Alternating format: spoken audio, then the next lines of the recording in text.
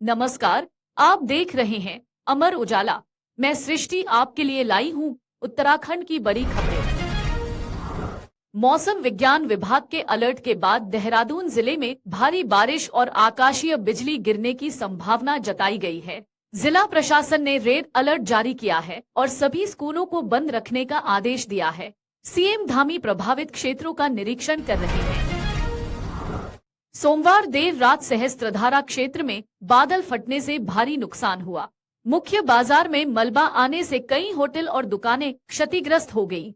स्थानीय प्रशासन और एसडीआरएफ राहत कार्य में जुटे हैं। मसूरी में भी मलबे के गिरने से एक मजदूर की मौत हुई है।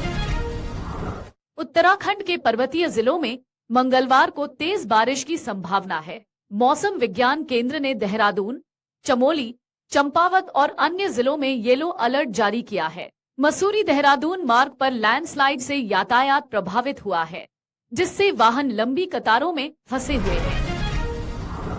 सोमवार को केदारनाथ धाम के लिए खराब मौसम के चलते हेलीकॉप्टर उड़ानें नहीं भर सकी। करीब 600 टिकट रद्द किए गए। घने कोहरे के कारण सभी हेली कंपनियों के हेलीपैड पर यात्रियों की भीड़ रही, लेकिन निराशा के कारण कोई उड़ान नहीं हो सकी। यमुनोत्री धाम की यात्रा को एक महीने बाद फिर से सुचारू किया गया है। लगातार बारिश से बाधित मार्ग अब खुल गए हैं। श्रद्धालु मां यमुना की जयकारों के साथ धाम पहुंच रहे हैं, जहां भक्तों का उत्साह और आस्था देखने लायक है। मौसम की चुनौतियों के बावजूद श्रद्धालुओं का जोश कम नहीं हुआ। एसटीएफ ने प्रवीण वाल्मीकि गैंग से जुड़े 2 पुलिसकर्मियों को गिरफ्तार किया है। दोनों सिपाही हाल ही में कुमाऊं रेंज में ट्रांसफर हुए थे।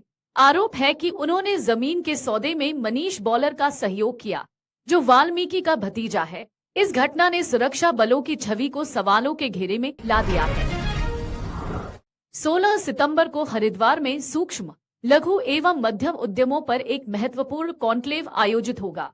इस कार्यक्रम में उद्योग जगत की प्रमुख हस्तियां और विशेषज्ञ शामिल होंगे, जो एमएसएमई की चुनौतियों और संभावनाओं पर चर्चा करेंगे।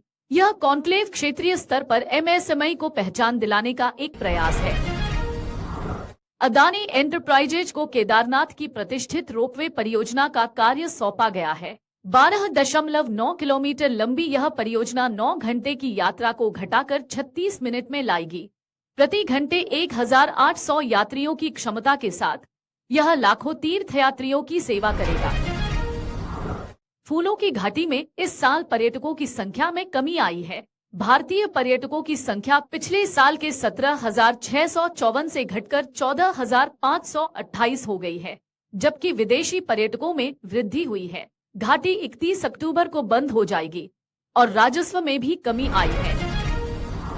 उत्तराखंड एसटीएफ ने 98 लाख रुपए की ठगी के आरोपी मृदुल सूर को कोलकाता से गिरफ्तार किया है। आरोपी ने एक युवक को वित्तीय सलाहकार बनकर ठगा। उन्होंने 2020 से 2024 के बीच कई बार पैसे जुटाए। आरोपी के खिलाफ कई राज्य में मामले दर्ज हैं और उसके पास से ठगी में इस्तेमाल सामान बरामद किया गया है। स्पेशल ईडी कोर्ट ने अंतर्राष्ट्रीय ड्रग्स तस्कर बनमीत सिंह नरूला के भाई परमिंदर सिंह की जमानत खारिज कर दी है। परमिंदर को अप्रैल 2023 में गिरफ्तार किया गया था और वह तब से जेल में है। उसे अपने भाई द्वारा बिटकॉइन के माध्यम से ड्रग्स की बिक्री में शामिल होने का आरोप है। डाकपत्थर बैराज से कूदे युवक का शव सोमवार को यमुना नदी के किनारे मिला। मृतक की पहचान जॉनी कुमार के रूप में हुई, जो हाल ही में नौकरी के लिए आया था। पुलिस ने पोस्टमार्टम के बाद शव परिजनों को सौंप दिया है। आत्महत्या के कारणों की जांच चल रही है। उधम सिंह नगर के रुद्रपुर में एमएसएमई फॉर भारत कॉन्क्लेव आयोजित हुआ। सांसद अजय भट्ट और अन्य नेताओं ने एमएसएमई की चुनौतियों और समाधानों पर विचार किया। उन्होंने कहा कि एमएसएमई देश की अर्थव्यवस्था में 30% योगदान दे रहा है और सरकार छोटे उद्योगों को बढ़ावा देने के लिए प्रयासरत है। अगर आप ये वीडियो YouTube पर देख रहे हैं तो हमारे चैनल को सब्सक्राइब करें और बेल आइकन को दबाना ना भूलें। अगर आप Facebook पर ये वीडियो देख रहे हैं तो हमारे पेज को लाइक करें।